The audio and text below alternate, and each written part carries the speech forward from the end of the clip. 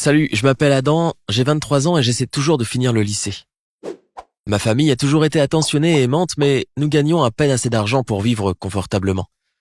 Mon père occupait plusieurs emplois pour nous maintenir à flot, et ma mère travaillait aussi énormément. Je n'avais même pas le temps de penser à mes notes ou à l'école. J'ai donc décidé de trouver un petit boulot. J'allais toujours à l'école et après, je faisais de petits travaux comme des déménagements ou j'aidais ma mère à faire le ménage.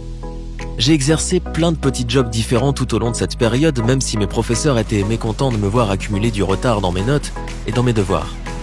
J'ai donc décidé de ne plus les embêter et de carrément abandonner l'école.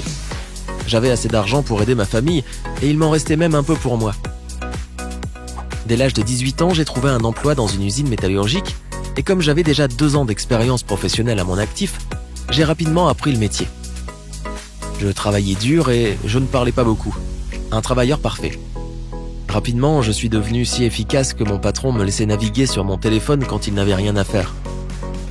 C'était un grand privilège. Pendant mon temps libre, je traînais avec mes amis, dont beaucoup étaient musiciens, donc je fréquentais beaucoup de concerts et aussi des bars. Ma seule passion était le football. Je suivais chaque match et chaque championnat de très près, et c'était ma façon d'échapper aux problèmes de ma vie. Malheureusement, mon père est décédé. Nous étions à l'hôpital, moi, ma mère, mes frères et sœurs, nous pleurions tous et nous essayions de donner un sens à tout ça. J'ai fait la promesse de ramener autant d'argent que possible, mais ma mère m'a soudain arrêté et m'a dit « Adam, ne gâche pas ta vie. Ce n'est pas ce que ton père aurait voulu pour toi. Retourne à l'école, je t'en supplie. » Je ne voulais pas, mais j'ai réalisé que ma mère avait raison. Je suis donc retourné à l'école en réduisant mes heures de travail à l'usine au lieu d'abandonner complètement.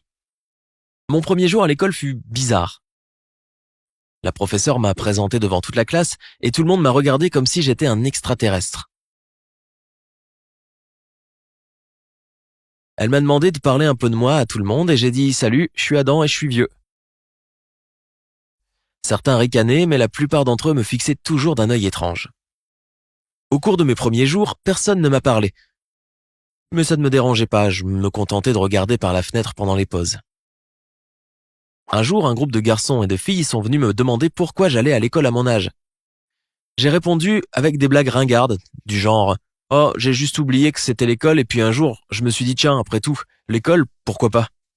Les gens ont gloussé et ont commencé à me poser beaucoup de questions sur mon travail et tout ça. Je pense que je suis alors devenu assez populaire. Trop populaire. Une fille en particulier m'aimait beaucoup et essayait de s'asseoir avec moi à tous les cours, et même à la cafétéria. Elle demandait beaucoup de choses à mon sujet, et je lui répondais avec mes blagues à la noix habituelles, et elle riait beaucoup trop fort en retour. Je ne voulais pas de problème, j'ai donc essayé de m'éloigner d'elle et de limiter nos discussions sans lui faire de peine. Mais à chaque fois que je m'asseyais, elle me trouvait et s'installait juste à côté de moi comme un pot de colle. Au travail, on m'a aussi donné un coup de pied aux fesses. Un jour, lors de mon service habituel, mon patron est venu me caresser l'épaule et m'a dit « Adam, que dirais-tu d'une augmentation ?» J'ai dit « Oui, ce serait chouette ». Et il m'a dit combien je pouvais gagner, et puis il a fini par « Bien sûr, tu devras retourner travailler à plein temps ». J'ai dit que je ne pouvais pas faire ça parce que j'avais école. Son sourire s'est immédiatement transformé en un froncement de sourcils. « Ok, alors tu ne peux plus utiliser ton téléphone pendant tes gardes. » Ok. Mes notes à l'école n'étaient pas très bonnes car je devais concilier travail et études.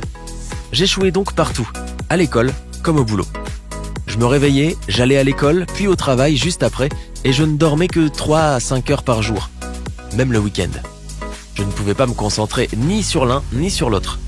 Les enseignants comprenaient ma situation, mais ils avaient aussi remarqué à quel point cette fille me collait, et ils nous regardaient avec méfiance chaque fois que nous étions assis ensemble. Chaque fois que je voyais mon patron au travail, il me disait quelque chose du genre « Tu es de plus en plus lent, Adam. Tu devrais être content que je te laisse encore travailler ici. » À la 100e remarque, j'en ai eu marre. Je me suis levé et j'ai dit « Ok, c'est bon, au revoir alors. » Comme je m'éloignais, il m'a suivi et m'a dit « Allez Adam, tu sais que tu ne retrouveras rien de mieux. Tu devrais être reconnaissant de ce que tu as. » Et là, je lui ai carrément crié dessus. C'était moche. Mais ces mots sont restés gravés en moi quand il a dit « Tu sais que tu ne trouveras rien de mieux. » Je l'ai pris très à cœur et j'ai aussi arrêté d'aller à l'école. À la place, j'ai passé beaucoup de temps seul et j'ai honte de le dire, mais la plupart du temps, c'était dans les bars. Mes amis ont commencé à me chercher désespérément car à un moment donné, j'ai même disparu pendant une semaine entière. Un jour, ils sont allés dans un des bars que je fréquentais. J'étais assez prévisible, c'était le meilleur bar pour regarder le foot. Ils ont commencé à me demander ce que je faisais et pourquoi je ne répondais pas au téléphone. Je leur ai tout dit. Je leur ai dit que je ne voyais aucun avenir pour moi. Ils m'ont montré l'écran et m'ont dit « Qu'en dis-tu » J'ai dit « Qu'est-ce que vous voulez dire ?»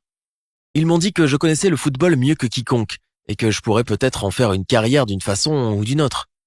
J'y ai réfléchi et je me suis souvenu que j'avais toujours voulu être présentateur sportif. C'est alors que j'ai décidé que je souhaitais faire des études de journalisme pour me spécialiser dans le sport. J'en ai parlé avec ma mère et elle était ravie d'apprendre que j'avais enfin trouvé une voie dans la vie et que papa serait très fier de moi. La seule chose qu'il me souhaitait, c'était d'être heureux et de ne pas avoir une existence triste comme la sienne. Quand je suis retourné à l'école, mes professeurs étaient mécontents et j'ai été appelé au bureau de la directrice. Elle m'a demandé de ne plus disparaître de la sorte. Je lui ai tout raconté à propos du travail, de mon cycle de sommeil et même de la fille qui me rendait la vie si difficile. Elle m'a écouté et s'est montrée très compréhensive. Elle m'a dit que je pourrais travailler comme concierge dans notre école après les heures de cours et que tout le monde me donnerait un coup de main. Mais que je devais absolument être présent et étudier. J'étais d'accord. Ce n'était pas facile, mais je travaillais dur en classe et je nettoyais les salles après. Je dormais beaucoup plus et j'avais de bonnes notes. J'ai continué ce rythme pendant 2 ans avec des résultats mitigés, mais je n'ai jamais manqué un jour d'école, même quand j'étais malade. Et j'ai presque fini l'école maintenant. Je n'arrive pas à y croire. Tout le monde me soutient beaucoup et essaie de m'aider à trouver une bonne université. Le message que je veux te faire passer, c'est de continuer à croire en un avenir heureux, même si tu es dans une impasse à l'heure actuelle. Ne baisse pas les bras. Partage cette histoire avec tous ceux qui ont déjà perdu espoir ou qui pensent qu'il n'y a pas de solution. Personne ne devrait jamais abandonner.